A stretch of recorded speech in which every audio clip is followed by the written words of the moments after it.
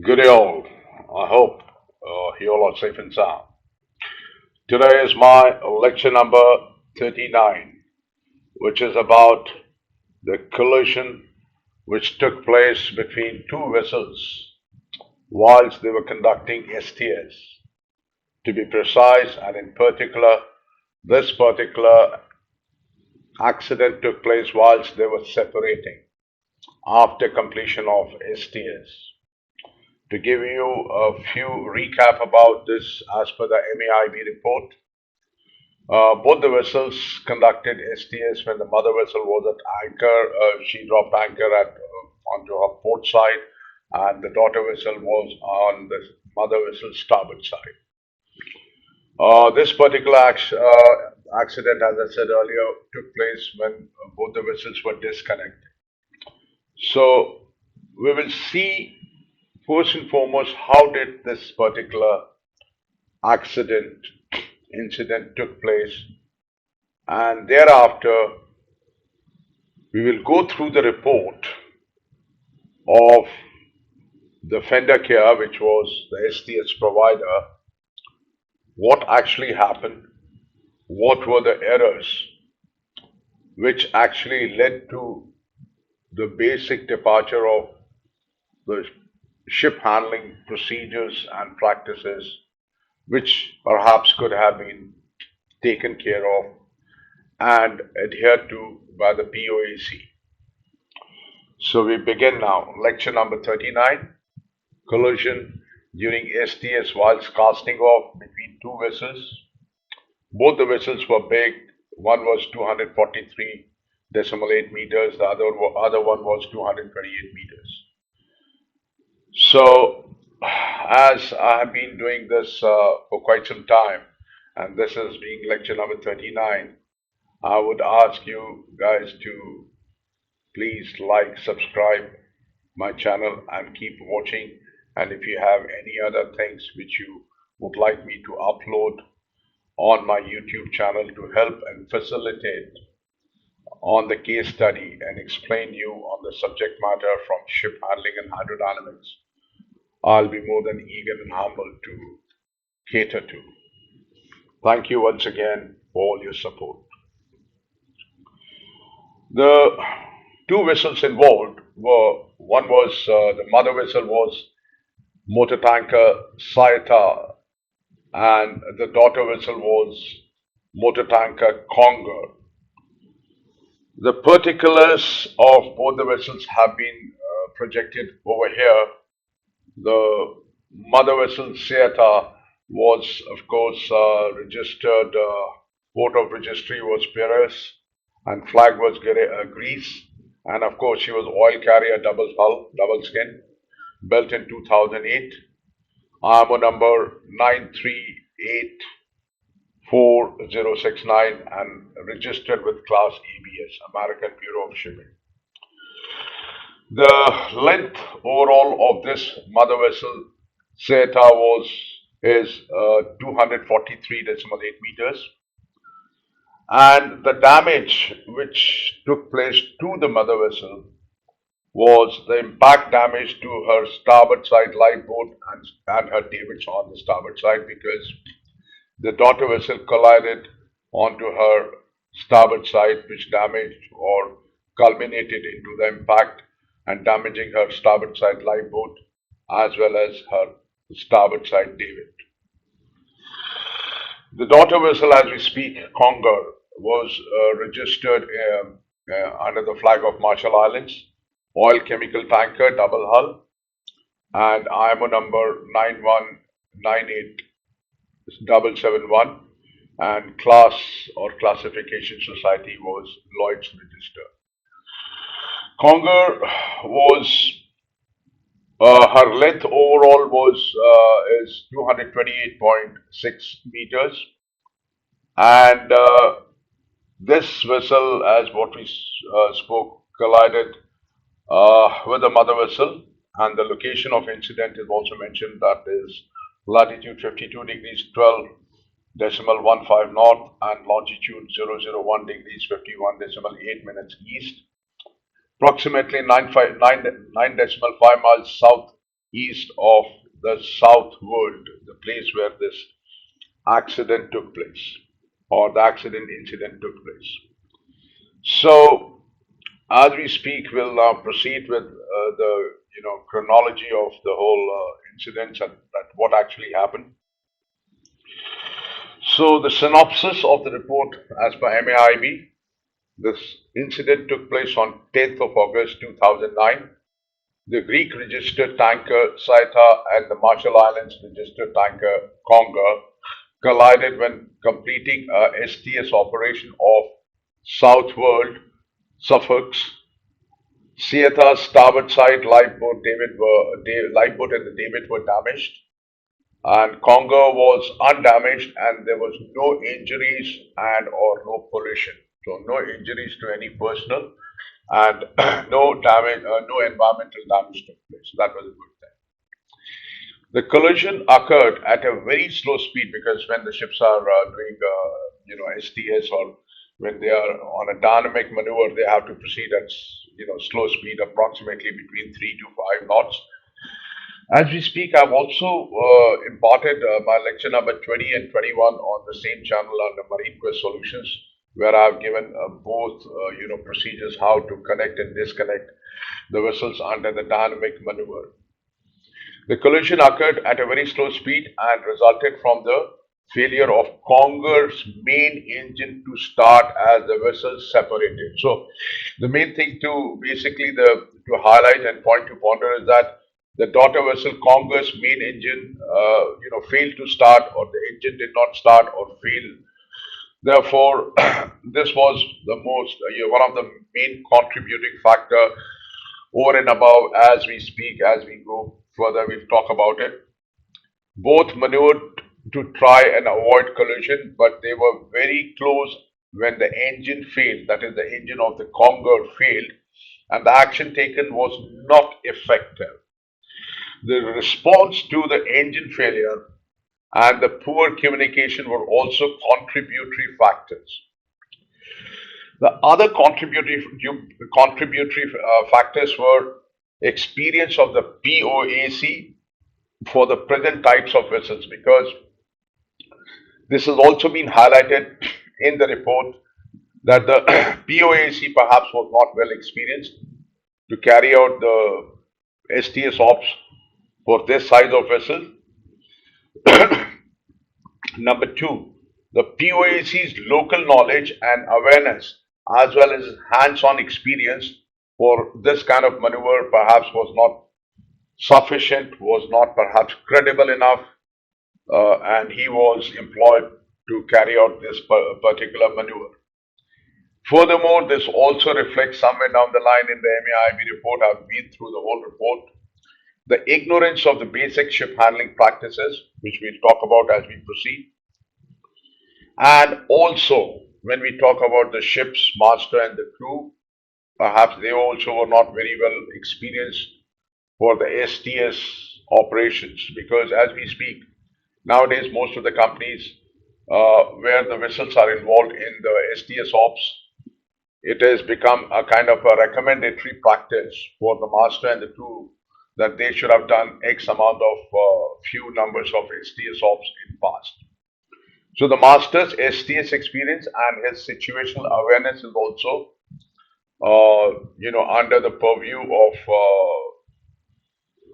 investigation, and it is also something to talk about. This particular thing, this particular accident happened in place what we mentioned here in the previous slide. It happened at off South World, is in Suffolk in the British Isles, and the collision took place over there during the separation of both the vessels. So this was a place actually. If you go through the whole report, this was the army position where Conger initially had anchored and awaiting for STS ops. Thereafter, she had proceeded. She was connected to the mother vessel for the STS ops. Once they concluded the STS operations, and that's when both the vessels were proceeding on a northwesterly course for disconnection. This extract has been taken from BA chart number 1543.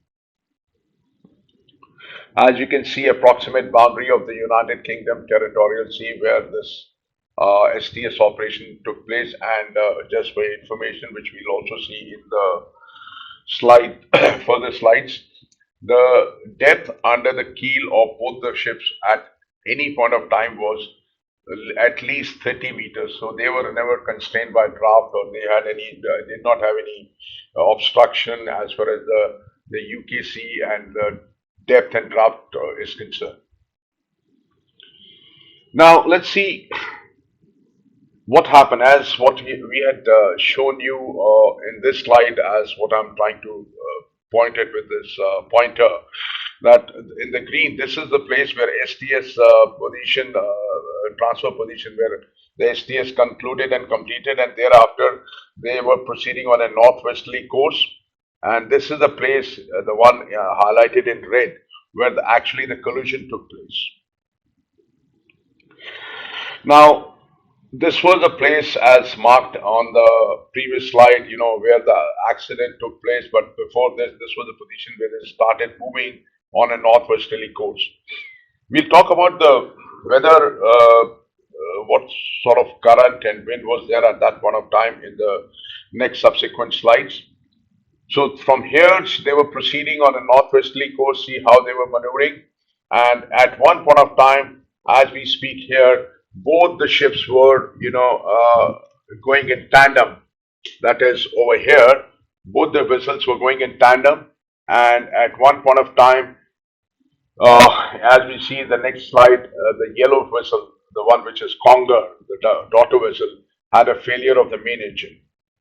But other contributory factor which we discussed in the previous slides also we'll talk about. So you see, empty Conger failure of the main engine led to touching on the starboard quarter of the empty Seatha. That is where the damage took place to her lifeboat and the davits. This is the AIS track of the vessels during the collision, at the time of collision.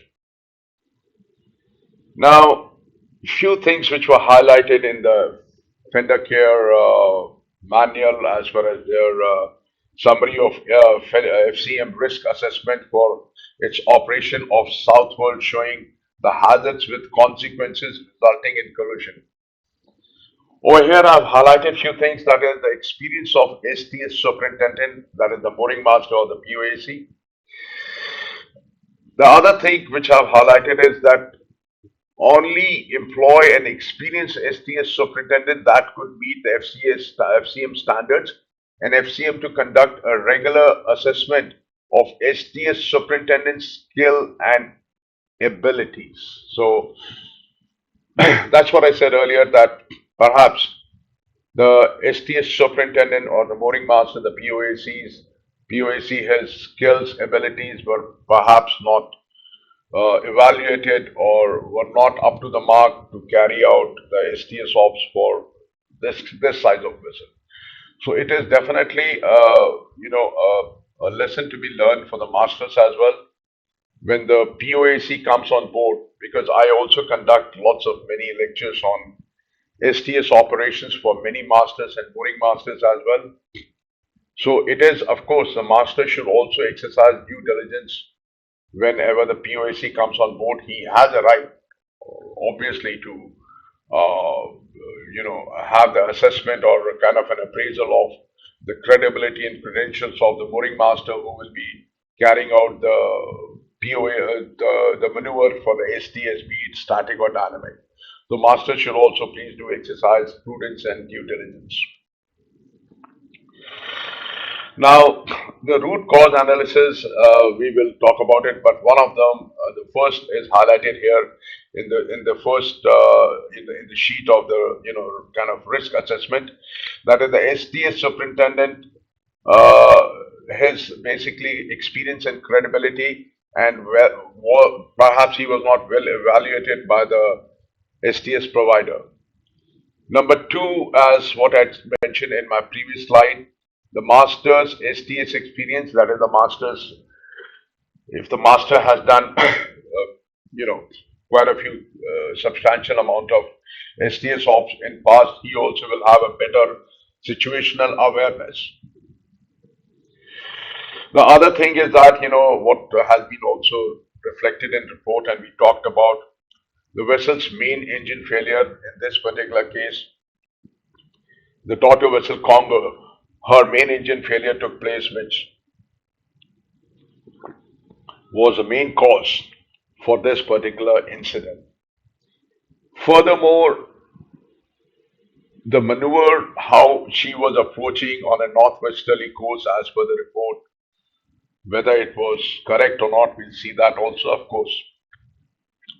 I'm not a judge, but I can only try to, share with my experience whatever I can. That perhaps something else could have been done. We'll see that in the next forthcoming slides.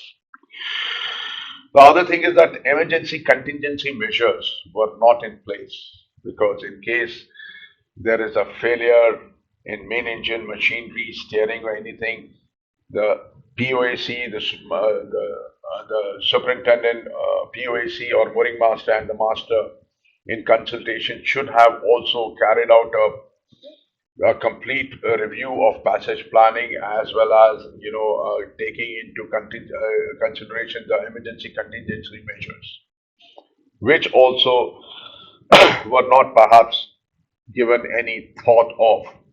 And that's the reason I have given few points, kind of salient features, the root cause analysis. Well, the first root cause analysis, of course, besides the main engine failure, was STS superintendent's credibility credentials. Number two, master and the crew's STS experience. Number three, no emergency contingency measures were in place, just to ensure that in case if there's any eventuality.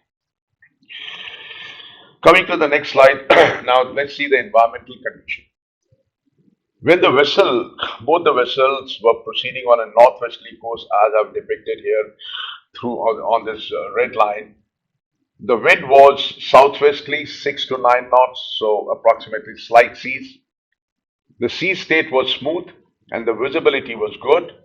The predicted tidal stream was setting southwesterly at 1.1 knots, and there was at least 30 meters of water under the vessel's keel, so they were never, constrained by their draft, either one of them. But point which we must also, consider, I'll repeat this again. The wind was southwesterly. As we know, wind is the direction from which it comes, so slight seas, and the predicted tidal stream was setting southwesterly with the rate of 1.1 knots. Now, the direction of approach chosen by POAC for disconnection of both the vessel was carried out on a northwesterly course. Now, this is where we may have something to think about. Therefore, going to the next slide.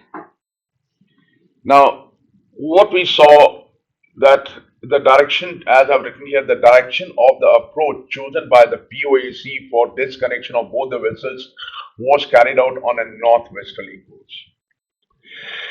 See, on one direction we have it's basically the current and wind are in opposite direction. Now, if you guys have been watching my, previous few lectures or the beginning of the lectures where I've taught the hydrodynamics impact and how does the hydrodynamics, plays a vital role in our ship handling, maneuvering, and even STS operation. That between two ships you get, a kind of a vacuum, especially after completion of STS ops. The intersection of underwater volume of displacement, that has to be broken. But in this case, what happened? Both the vessels were proceeding northwesterly on a northwesterly course, and the wind was coming from southwesterly, and in opposite direction the current was setting towards southwest. So what I have projected, suggested perhaps a disconnection way, or the more effective way could have been I've depicted from here the red color arrow, the current which was setting 1.1 knots, and wind is from here. Now, as I said, we are not on a fault finding mission. I'm just trying to propose what perhaps could have been done, which could have been as safe as possible and practical, and with practical knowledge of the seamanship. So therefore, I will not, try to highlight or elaborate on what the POAC did and why did he do. I don't know, but logically, what it occurs to me, what could have been done. As I said, we are not here for a blame game. It's a lesson learned for us to basically enhance, improve our situational awareness in uh, in amalgamation with the ship handling. And as we know, ship handling is what? The mantra of that is how can we harmonize the ship's, the engine, the steering, the maneuvering characteristics in conformance with the external factors like weather, sea, wind, current, etc. to take advantage. And that's what I've depicted over here. So I mentioned here suggested disconnection approach. This is Segeta and this is Conger. If the course had been chosen, would have been northeasterly because the current is setting from here, and this will help to basically fill up the void when both the vessels are proceeding on a northwesterly course. But before we do that, the sequence of unmooring is also equally important. As we know, the preventer, which is passed on from the mother vessel to the daughter vessel, first we take off the preventer. Second thing to cast off, that is because the preventer is coming from the mother vessel. So preventer has to be cast off. Second sequence to cast off would be the head ropes from the mother vessel and daughter vessel takes home. And then cast off the stern lines. And second, you cast off the forward springs. Leave the last set of lines back spring because that helps.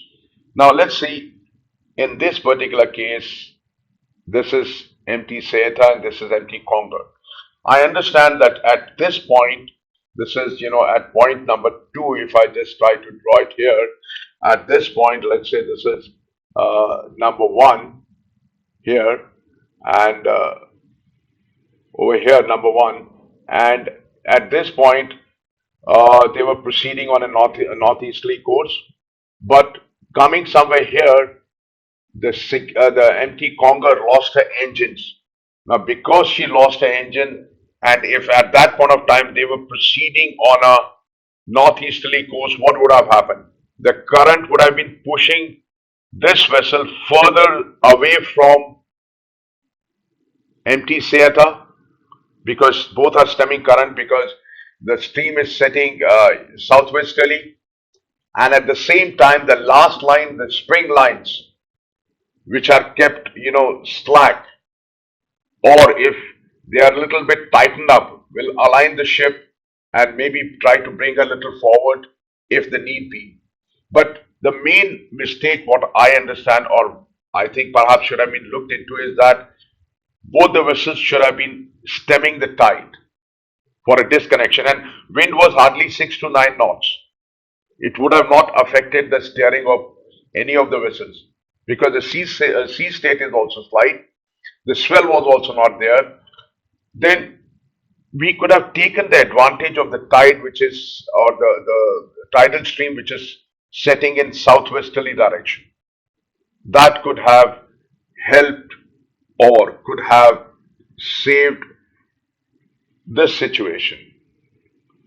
Now, I've already mentioned here the wind was southwesterly, coming from southwesterly, and tidal stream was also southwesterly. She was setting this way.